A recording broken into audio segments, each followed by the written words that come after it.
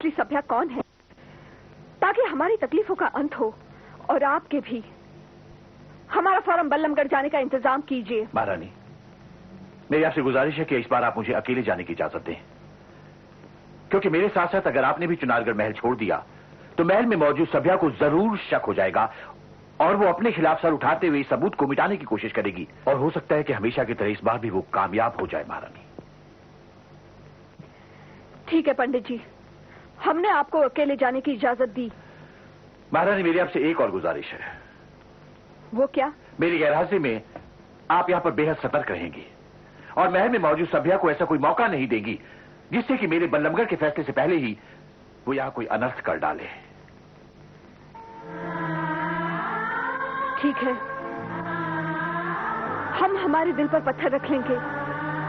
हम हमारी बहन से नहीं मिलेंगे जब तक इस बात का फैसला नहीं हो जाता। ये हमने आपको वचन दिया पंडित जी। जयदेव जी पंडित जी। मुझे मुद्दत से एक ऐसे आदमी की तलाश थी जो 100 के बराबर हो,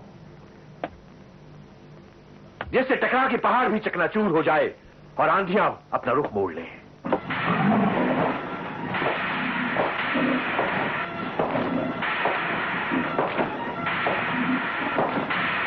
एक ऐसा आदमी जिसके बाजुओं में इतनी ताकत हो कि लोहे को कपास बना दें और जहां जहां भी उसके पांव पड़े जमीन वहीं पर धंसती चली जाए।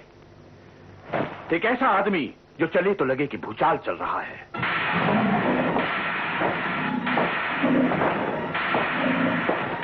ये ऐसा आदमी मिल गया जिसके, और मैंने उसे आज ही यहां पे बुलाया है।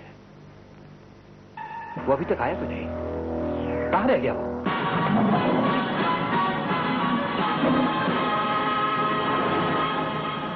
बंदे को आपका पैगाम मिल गया था। तो तुम आ गए चंगेजी। मुझे खुशी है कि मैं जब भी आपकी खिदमत में हाजिर होता हूं अपना काम पूरा करके इनाम हासिल करके ही जाता हूं। बताइए मुझे किसका कत्ल करना है? कत्ल नहीं, बल्कि तुम्हें महारानी कलावती की हिफाजत करनी है। किससे हिफाजत करनी है इनकी? एक औरत से। एक औरत से? आप चंगेजी की ताकत की तौहीन कर रहे हैं पंडित जी। आपको पता नहीं है, चंगेजी को शेरों ने पाला है, भेड़ियों ने मक्कारी सिखाई है और सांपों ने अपना जहर खून में भर दिया है। मेरे फेंके हुए कमान में अच्छे शेर और हाथी भी बेबस हो जाते हैं। आपकी दुश्मन तो महज एक औरत है। चंगेजी, ये मत भूलो कि शतरंज की बिसात पर छोटे से छोटा प्यादा भी बादशाह को शय और मात दे देता है। हाथी जैसे बड़े जानवर को भी एक छोटी सी चींटी तबाह कर देती है। दुश्मन की ताकत का अंदाजा उसके छोटे होने से नहीं, बल्कि उसकी अक्ल से लगाया जाता है चंगेजी। और महारानी कलावती की हिफाजत तुम्हें किसी मामूली औरत से नहीं, बल्कि एक निहायत ही खतरनाक, चालबाज और जहरीली नागिन से करती है। वो जो कुछ भी है चंगेजी की ताकत के आगे मामूली है। बस आप हुक्म करें और देखिए मैं उसकी जिंदगी को सूखी हुई टहनी की तरह उखाड़ फेंकता हूं। नहीं चंगेजी, अभी इसका वक्त नहीं है। अभी तो तुम्हें यह करना है कि जब तक मैं बल्लमगढ़ से लौट के ना आऊं, तुम्हें महारानी कलावती की सुरक्षा के लिए उनके कक्ष के बाहर 24 घंटे तैनात रहना है और इस बात पर नजर रखनी है कि सभ्या नामक नागिन उनके कक्ष में हरगिज भी प्रवेश न कर सके। सभ्या तो क्या, चंगेजी की इजाजत के बिना महारानी के कक्ष में हवा भी उससे ज्यादा प्रवेश नहीं कर पाएगी जितनी कि महारानी को सांसों की जरूरत है। ठीक है चंगेजी, तो ये जिम्मेदारी अब मैं तुम्हारे कंधों पर सौंप कर बेफिक्र होकर बल्लमगढ़ जा सकता हूं, जहां मेरे हर सवाल का जवाब देगी मुझे सभ्या।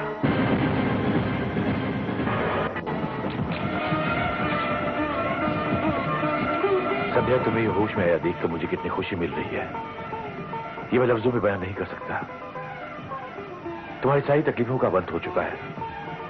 अपने सीने में दबी हुई दर्दनाक दास्तान अब तुम खुलासे से कह सकती हो। तुम्हें कोई खतरा नहीं है।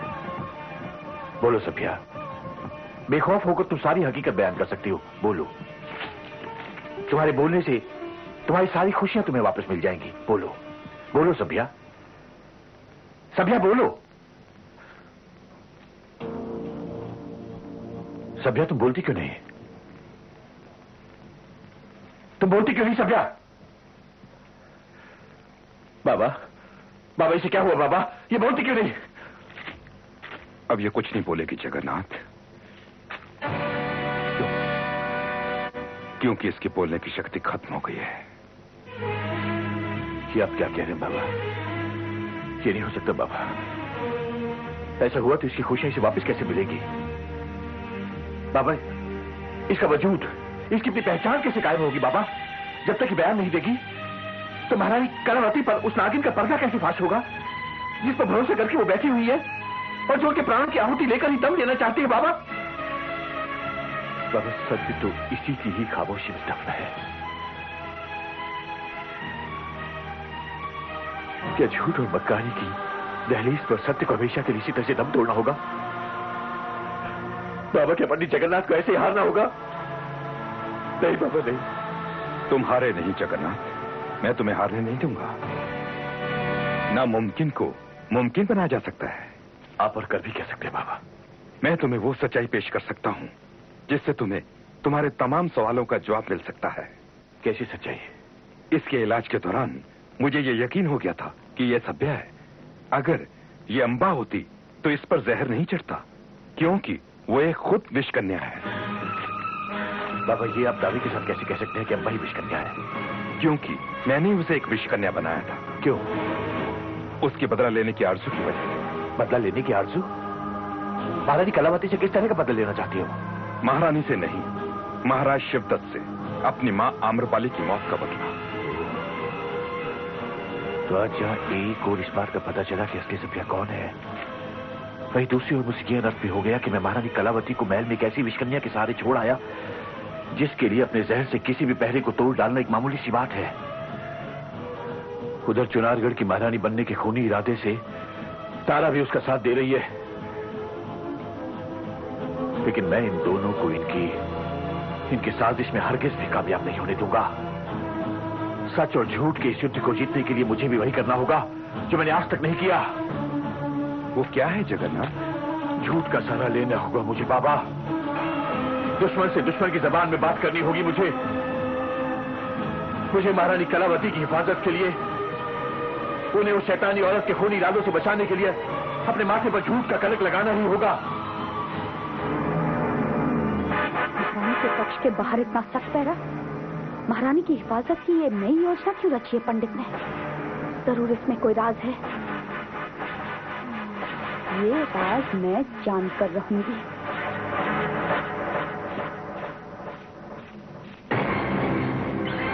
मेरा रास्ता छोड़ो, मुझे अंदर जाना है। आप अंदर नहीं जा सकती। तुम मुझ पर हुक्म चला रहे हो? मुझ पर? अपनी इस गुस्ताखी का मतलब समझते हो तुम? गुस्ताखी मैं नहीं, गुस्ताखी आप कर रही है, पंडित जगन्नाथ के हुक्म का उल्लंघन करके। मुझ पर हुक्म चलाने का अधिकार पंडित जगन्नाथ को किसने दिया? महारानी कलावती ने। क्या? जी हाँ, चुनारगढ़ की महारानी के हुक्म की तामील न करना, इसका मतलब क्या होता है ये आप अच्छी तरह जानती है।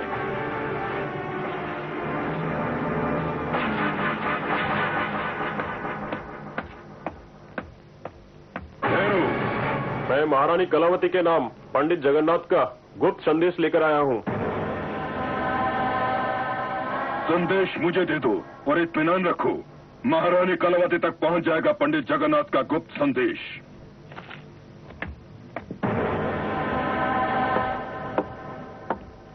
ये गुप्त संदेश महारानी तक पहुंचा दो।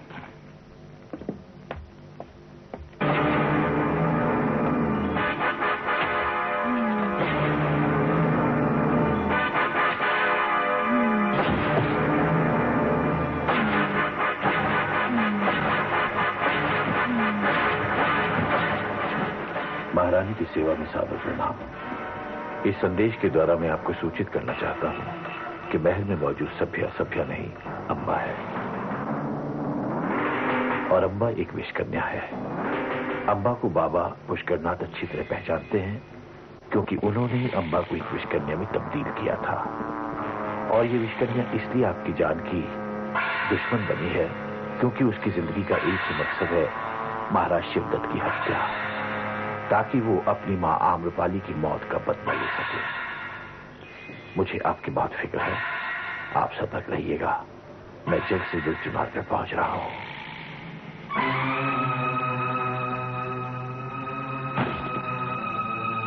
तुम कितनी भी जल्दी चुनारगढ़ पहुंचने की कोशिश कर लो पंडित जगन्नाथ, लेकिन वहां से यहाँ का फासला, उतना वक्त काफी है मेरे लिए कि मैं अपने मकसद में कामयाब हो सकूं। काफी है।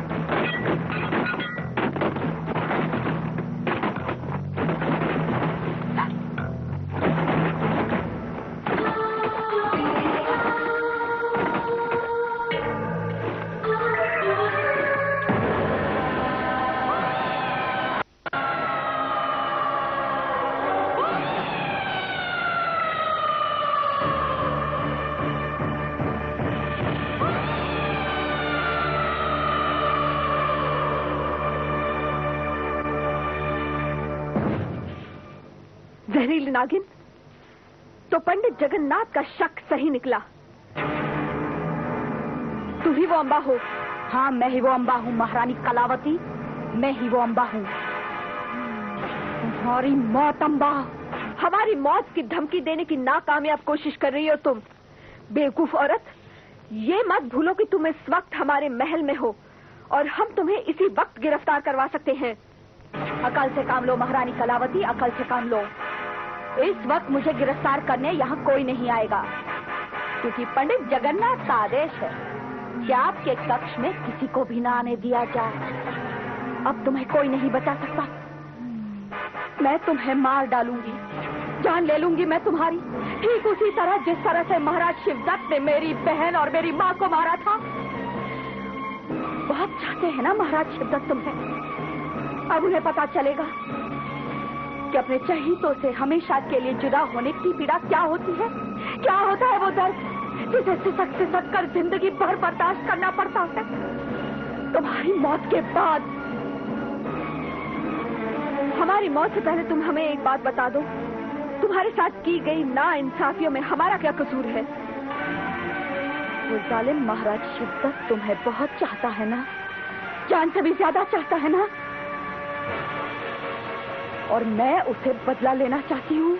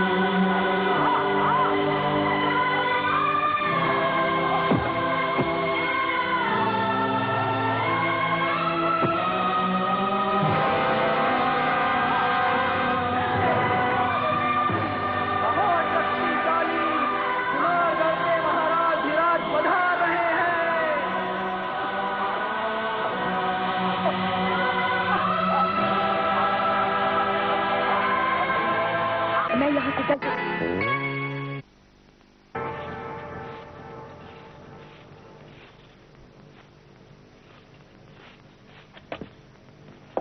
अम्बा, क्या बात है अम्बा, तुम्हारा चेहरा इतना सुर्ख क्यों है? मेरे चेहरे पर मेरी विजय का तेज है, मेरी कामयाबी का नूर है, मेरी फतेह का ऐलान है तारा।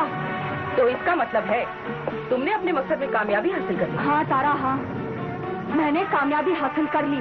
मैंने हमेशा हमेशा के लिए उसे खत्म कर दिया। उसी के महल में, उसी के कक्ष में, पंडित जगन्नाथ के लगाए हुए पहरों के बावजूद मैंने महारानी कलावती की हत्या कर दी। महारानी कलावती पूरी तरह मर चुकी है, इस बात का तुम्हें यकीन है? यकीन है तारा, यकीन है।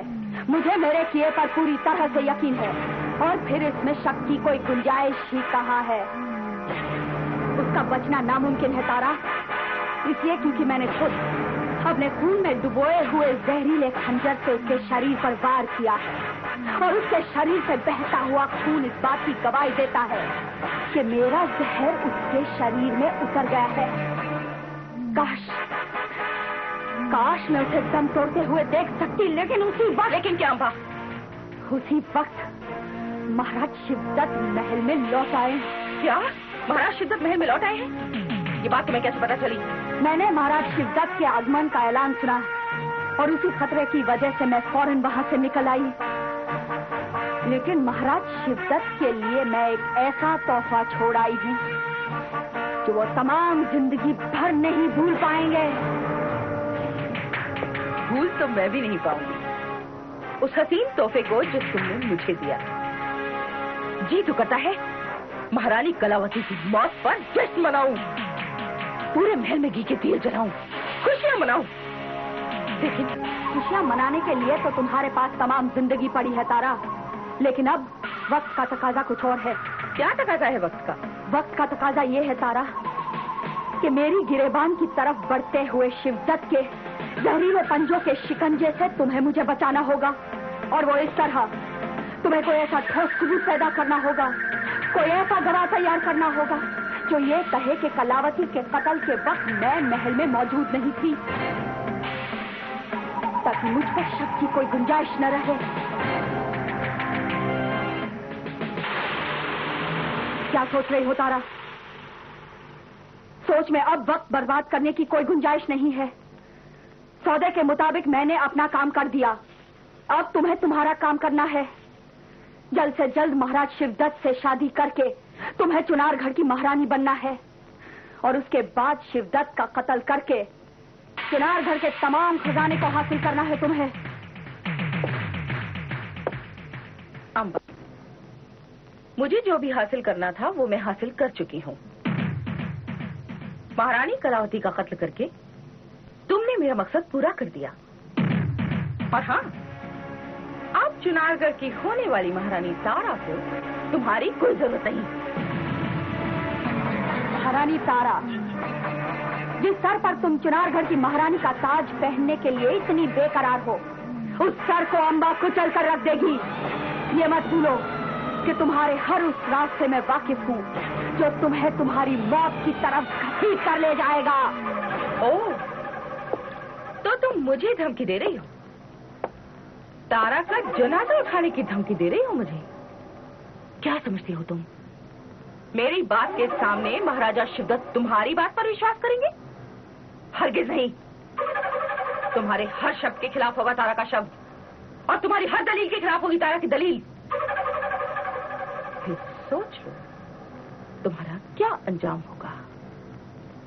और हाँ, तारा ने तो तुम्हें एक हथियार की तरह इस्तेमाल किया था और जिस सौदे की बात तुम कर रही हो वो तो एक चारा था तुम्हारे जैसी वहशी शेरनी को जाल में फंसाने के लिए। नहीं तारा, नहीं, तुमने ऐसा नहीं किया था।